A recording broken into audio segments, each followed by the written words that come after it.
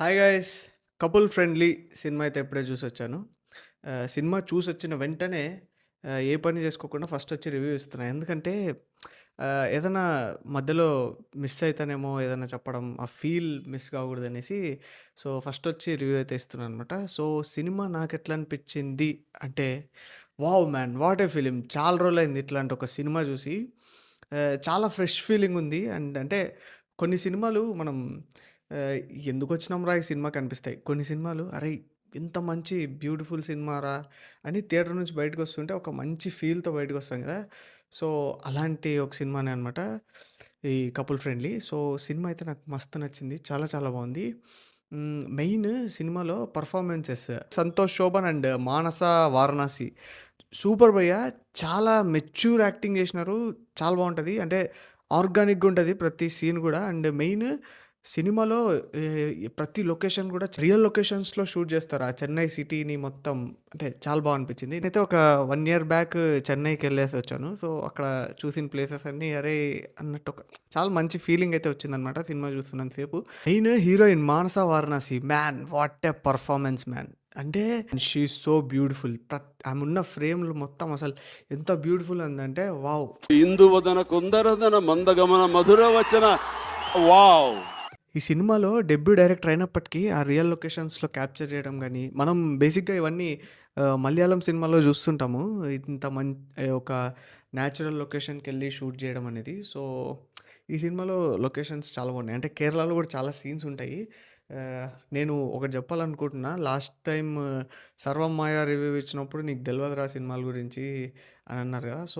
ఇది చూడండి. ఆ సినిమాని అంత లేపినారు కదా! నేనేం చెప్తున్నానంటే ఈ సినిమా మలయాళంలో రిలీజ్ అయ్యి ఉంటే మన వాళ్ళు బట్టలు చింపుకొని చూసేవాళ్ళు.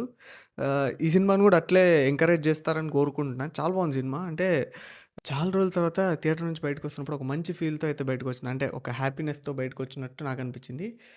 చాలా అనిపించింది. అంటే అండ్ నాకు సినిమాలో నెగెటివ్ అనిపించిన పాయింట్స్ ఏమైనా ఉన్నాయంటే ఆహ్, సెకండ్ హాఫ్‌లో కొన్ని దగ్గర ఆహ్, అంటే అనవసరంగా కొన్ని ఇన్సిడెంట్స్ జరుగుతా ఉంటాయి. సో, అవి లేకుండా ఉండుంటే సినిమా చాలా బాగుండేదనిపించింది. సో, సినిమాలో నాకు ఇంకొక మెయిన్‌గా నచ్చిన పాయింట్ ఏందంటే ఆహ్, మనం డైలీ లైఫ్‌లో మనం ఫేస్ చేసే చాలా ఇన్సిడెంట్స్‌ని అసలు మనం వాటిని ప్రాబ్లమ్ లాగే చూడం గదా! వాటిని అడ్రెస్ చేశారు. అంటే సినిమాలో చాలా దగ్గర ఆహ్, కొన్ని కొన్ని పాయింట్స్‌ని అడ్రెస్ చేస్తారు. అది చాలా బాగా అనిపించింది. అండ్ స్క్రీన్ ప్లే గూడా సినిమాలో రొటీన్‌గా పోకుండా ఒక ఫ్రెష్‌నెస్ ఉంటది. అంటే ఆహ్, ఏది ఓవర్ రియాక్ట్ ఏది ఉండదు సినిమాలో. జస్ట్ ఒక ఆన్ పాయింట్ అంటే మామూలుగా మనుషులు ఎట్లా మాట్లాడుకుంటారో అట్లే మాట్లాడుకుంటారు. కొన్ని దగ్గర మాత్రం అరే! ఎందుకు ఇది ఏదో కంప్లీట్‌నెస్ రాలేదు అన్న ఫీలింగ్ అయితే ఒక్క దగ్గరొచ్చింది. మెయిన్‌లీ ఇంటర్వెల్ సీక్వెన్స్ దగ్గర ఏదో మిస్ అయినట్టు అనిపించింది. అదొక్కటి. అండ్ సినిమా అయితే నాకైతే చాలా నచ్చింది గైస్. మనం ప్రతిసారి మలయాళం సినిమాల్ని ఎంకరేజ్ చేసినట్టే ఈ సినిమాని కూడా ఎంకరేజ్ చేస్తారు అని అనుకుంటున్నా. చాలా బాగుంది సినిమా. సో, అది గైస్ సినిమా చూసిన తర్వాత నాకనిపించింది. ఎళ్ళండి చూడండి సినిమా చాలా బాగుంది. ఆహ్, చాలా ఫ్రెష్ ఫీల్ వస్తది కాబట్టి చూడండి. అంటే మెయిన్ ఆహ్, కపుల్ ఉన్నారు గదా! అంటే గర్ల్ ఫ్రెండ్, బాయ్ ఫ్రెండ్ ఉంటారు కదా! వాళ్ళు తప్పకుండా చూడండి సినిమా. బాగా కనెక్ట్ అయితారు. ఇది గైస్ కపుల్ ఫ్రెండ్లీ సినిమా చూసిన తర్వాత నాకనిపించింది. ఈ సినిమా చూసుంటే మీకేమనిపించిందో ఒకటి కింద కామెంట్స్‌లో చెప్పండి. ఈ వీడియో నచ్చితే లైక్ చేయండి, షేర్ చేయండి, సబ్స్క్రైబ్ చేయండి. Thank you for watching guys.